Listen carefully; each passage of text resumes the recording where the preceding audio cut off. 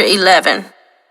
Permission to pursue what I love. Life is filled with countless moments of when you discover that you don't know what you don't know.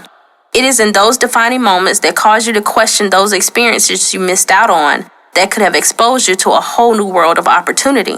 I wish I had known sooner in my life that I had options on how I could live my life. As the old saying goes, your cousins are your first friends. Growing up, I was the only child for a long time, meaning I didn't become a big sister until I was 8 years old. But I had brothers.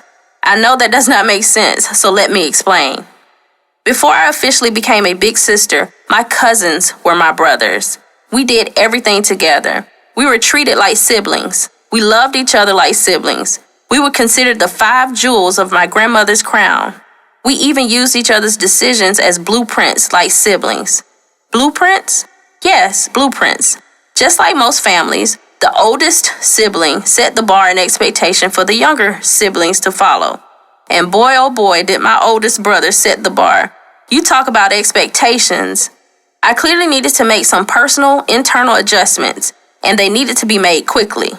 Not only did my oldest brother go to Howard University for undergrad and Harvard for his PhD, the second oldest attended Oklahoma and Georgia Tech for his degrees.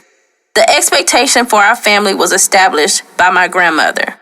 She was a trailblazer, while raising her own children, and those generational principles were passed down and instilled in us.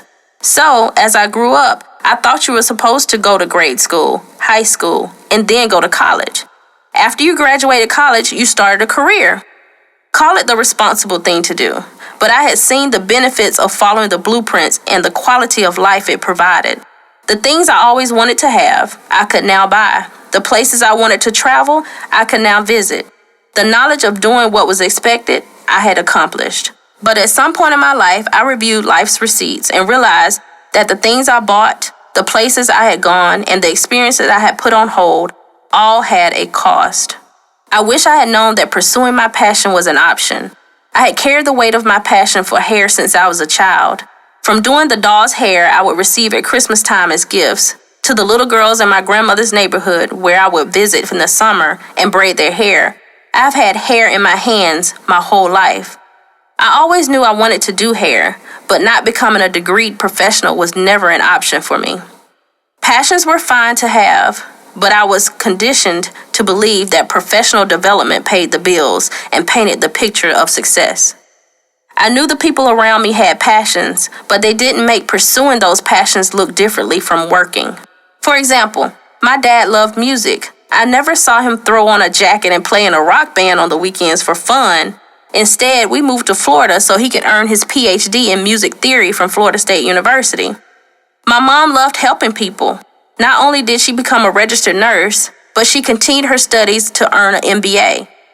I had numerous examples around me that highlighted professions over passions, but deep down, I knew that this is how my story would end.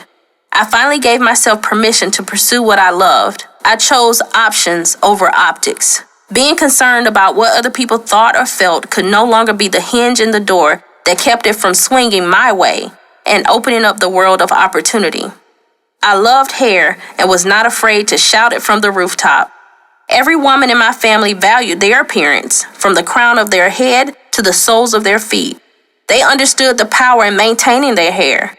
Needless to say, having to share my decision to pursue what I loved was met with trepidation. The sighs, eye rolls, or radio silence did not stop this ship from sailing. I knew what I wanted to do. I knew what I needed to do. I knew what I was supposed to do. I had come to know that my obedience and sacrifice to the call that was on my life would help ignite someone else's self-discovery of needing to give themselves permission to pursue their passion.